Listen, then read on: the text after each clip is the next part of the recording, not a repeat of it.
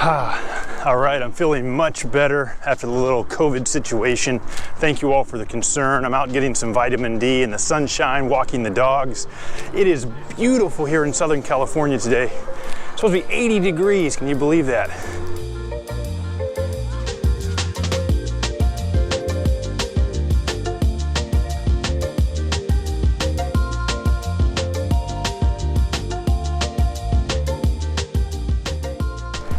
So part of my goal for the new year is to edit footage faster. My storytelling needs to be concise, to the point, no ramblings. So right now, this episode, I'm going to start with episode 1 of the motorcycle adventure in Mexico. You may remember last year, I kind of showed you a couple of little tidbits of that. I want to start from the beginning and show you how it all began.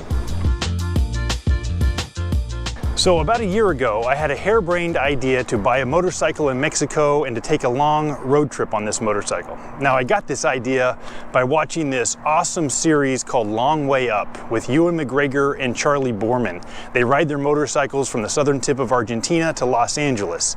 It was an incredible series, and it got me thinking, dreaming about doing something similar, but shorter and through Mexico.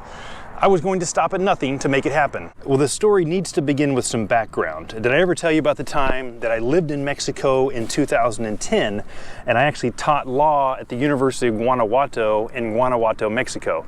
So during that time, I made several friends, and I still keep in touch with a lot of those friends, including a guy named Juan, who you're going to meet shortly. Hello, my name is Juan.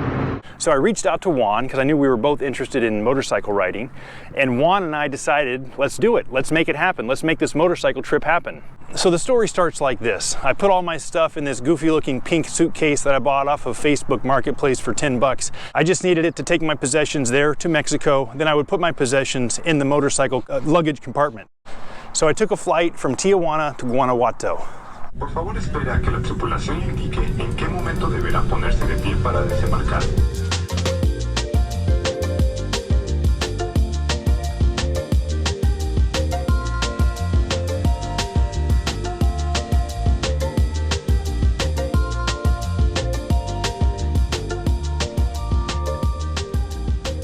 My luggage, my disposable luggage here.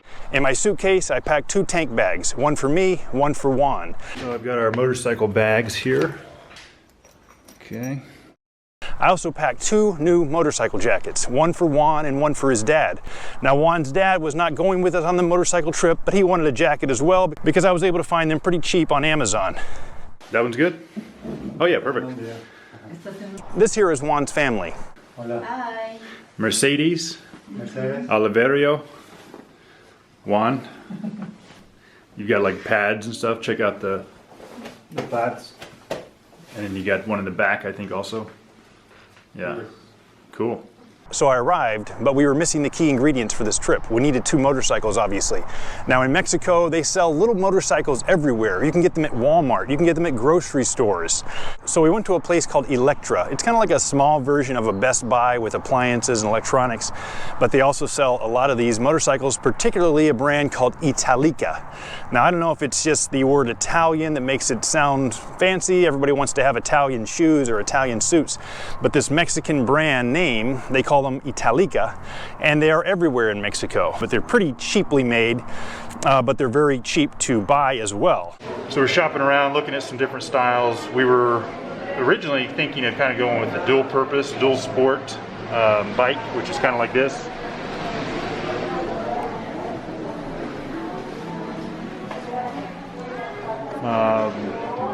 But now we're not too sure if that's the style we want to go with. It doesn't feel that comfortable when sitting on it. So we're looking at this. It's a dual sport. It's a 200. When I sit on it, it's a little high up. But you can see here, this is an Electra store, and motorcycles everywhere, and the prices are very cheap for these things. For example, this bike, 250 cc's, is for 35,000 pesos, which is about 1,700 US dollars brand new. So we decided on this one, the Italica FT200. It's the 200cc, costing about $1,300 US brand new. This model here, which is a 200, but it's a little more of a, not street level, but it's a little more combination where you get a little more street and less off-road. Where we're going to be doing, we're going to be doing 90% on the road, and that's more comfortable. So we're tempted to get that one. We got the bikes home to Juan's house, and we started immediately wanting to get ready for our big trip. Well, actually, the store delivered them to the house, so they had 0 kilometers on the odometer. By the way, I guess I didn't even explain our full plan. So our plan was to go from Guanajuato in central Mexico. We'd ride over to the coast to Mazatlan. There we'd visit some of Juan's relatives. We'd then go up the coast through the state of Sinaloa. Then we'd take a ferry over to La Paz in Baja California. We'd go to Cabo and around there, and then we'd make our way all the way up the Baja Peninsula to Tijuana. The whole trip would be around 3,000 miles. That's the plan, and I specifically wanted these small CC bikes simply to show that it is doable, that anything is possible. You don't need a fancy BMW adventure bike for 15 grand to have an incredible motorcycle adventure. We wanted to prove that you could do it on an extreme budget, so we did just that. Let's go back out in the backyard and check them out. There we have it. And they got the trunk. These will be good to put the trunk boxes. Okay, you still got the plastic wrap on them here.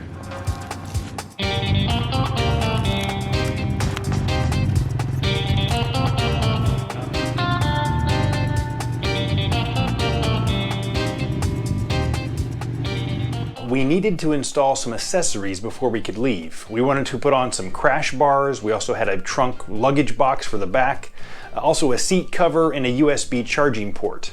And the one thing we didn't have were the crash bars. We actually needed to pick these up at a nearby warehouse, so we're gonna head there now. All right, so Juan and I are heading to Leon, Guanajuato. Now Juan speaks perfect English, by the way, but he's not too comfortable around the camera just yet, but he'll warm up. Leon, Guanajuato. It's about an hour from the city of Guanajuato, and we're gonna pick up some accessories for the motorcycle. Let me show you some of the scenery.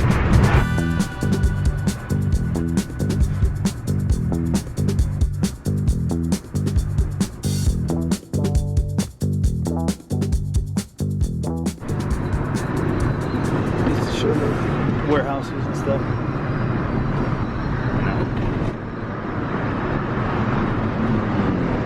Oh, there it was. Style.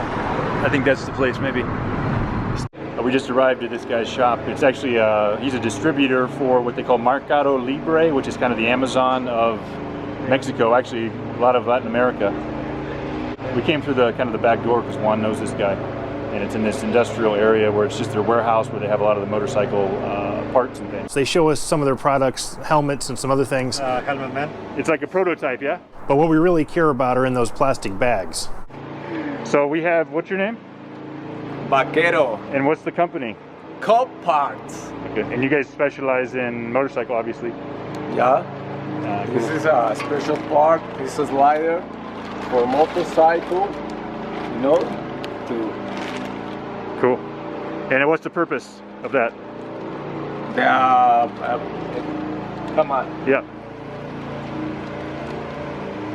In the motorcycle, the purpose is, you know, protect a person that drops the bike, huh? yeah, yeah. If you like, if the bike hits the ground, it'll protect. Yeah. Muy bien. Gracias. We're having a little bit of difficulty communicating, but you get the idea. These crash bars protect the bike if there's a crash or if the bike simply falls over. As you could see, we're just in this warehouse area of Leon, Guanajuato. Now let's get back to the house and install them. All right. Now we're getting ready to put the crash bars or the slider bars on these bikes. So let me just show you what we're dealing with. This is the area here. You take off this bolt here and you're gonna connect the top part there, and then these are gonna stay right here like that.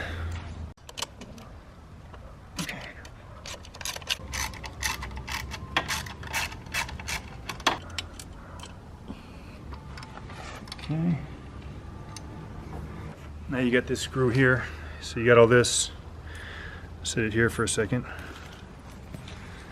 And then what it looks like, it's fairly easy.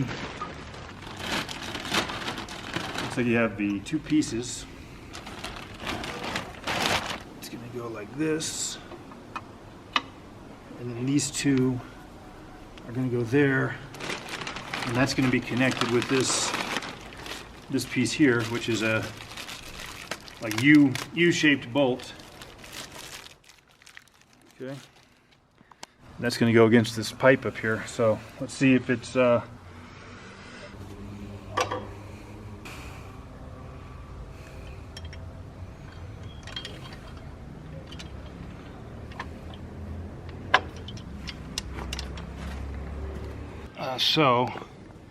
it already looks like we have a couple of problems. This bolt is too short. Let's show you the other side, and then the bigger problem is, so the bolt is too short right there. All right, so we're gonna have to figure that out, and then this is a bigger problem. Check this out. Right here, this is supposed to go right up against this bar, and we got this thing right in the way. So looks like we're gonna be doing some modifications. We're gonna have to take this off. Hopefully it's not too difficult to get off, and then place this wire somewhere else. So we're gonna have to take that off somehow. So that's that part. Okay. There we go. Got it. To prevent any sharp edges, I'm gonna go ahead and file it down.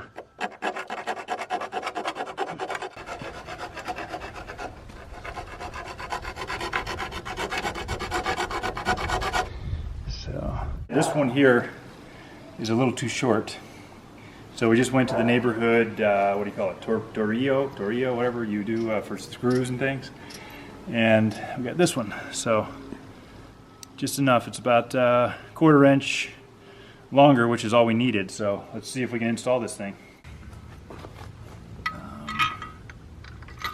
This piece, this piece. There we go. Cool. And then we've got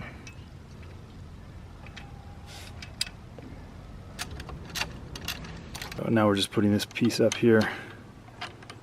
Let's hit this right. All right, there we go. Successful. So this is obviously, you know, if the bike falls over, it's got some protection there on both sides, so it's pretty cool.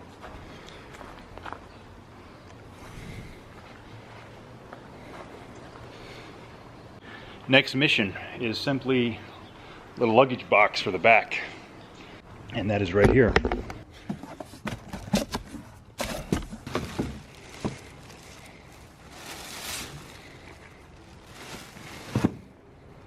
Well, I want to talk to you about the prices of this stuff. In the US, these things would be like, I don't know, $200 I've researched, and here in Mexico they're $50. Same with these trunk boxes. US, you're talking, I don't know, 150, maybe 100, 120. These here, and they seem like they're really high quality. I mean, that's hardcore. These here were like $40. There it is, opened. And here's the little, okay, the plate that we have to install right there. So let's get to work on that. Go on here like this. So that's going to go on there, and then our top box is going to sit right there. Cool. Pretty big. I wouldn't want that for the like everyday use if I was just, you know, riding this thing around town. As you can tell, it's pretty big, but it's going to serve our purpose as well with the you know, the longer trip, putting our luggage in there and a helmet and whatnot. All right, so now the next accessory is going to be the USB charger, just in case we need it while we're traveling to charge the phone and whatnot. So we got a simple thing off Amazon. I think it was $8 or $9. So obviously there's a couple ways you can install these things. The ideal way is to find a switch that you can, that the power only goes on with the key. That way it goes on and off with the key. We're not going to mess with that. We're going to go directly to the battery. The good thing about this particular model, it has a unplug switch from the USB. So if we're going to be away from the bike for a couple days, we can just unplug it at this, a couple inches from the USB port, and we won't drain the battery. So let's get to it. Let's install this USB. It's actually should be pretty easy. Take this little side fairing off. Pops off right here. There's some little plastic punches that punch in there. Right here. Okay. Put it right there. And then we are going to just put it right on the battery. The project's a little easier when you take the seat off, so you just grab this little deal here, pull it, and it'll pop open. There we go. Back comes up. The front pulls out like this, right there. Okay. It's right there. Now I can get in here a little bit better with the wires. Okay. So we've now got the red to the red. Right there. Now we're going to the black to black. Easy as that. And like I said, I mean, there's going to be people out there that are going to be kind of frowning on this type of installation because usually you want to have it so you can have an on and off switch. But since, like I said, this particular model of a USB has the option to turn it off, so I'm just going to go directly to the battery, make it easy. Okay.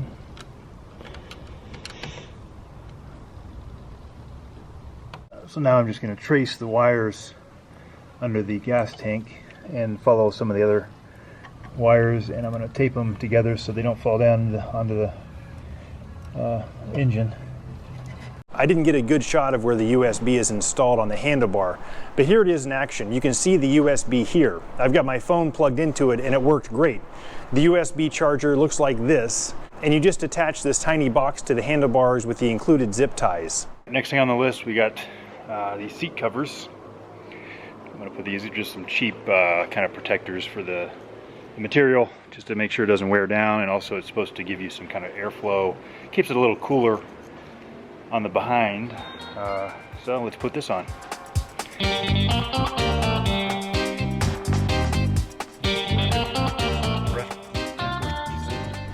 Looks like it's final. I think we're good to go. It's the night before we're going to take off, so Juan's family makes a delicious meal for us. They also make a cake for my birthday, which is in a couple of days. Para Jos. No salió bien. Ustedes dicen Jos. Joshua. Joshua. Joshua. Gracias.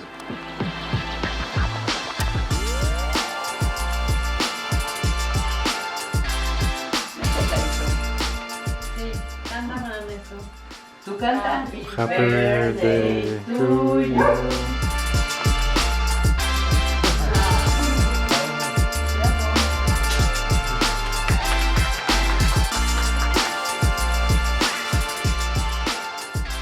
A huge thank you to Juan's family. They are just the nicest people ever. Join me next episode where I'll give you a tour of this wonderful city of Guanajuato before we head out on the motorcycles. Thanks for watching. See you next time.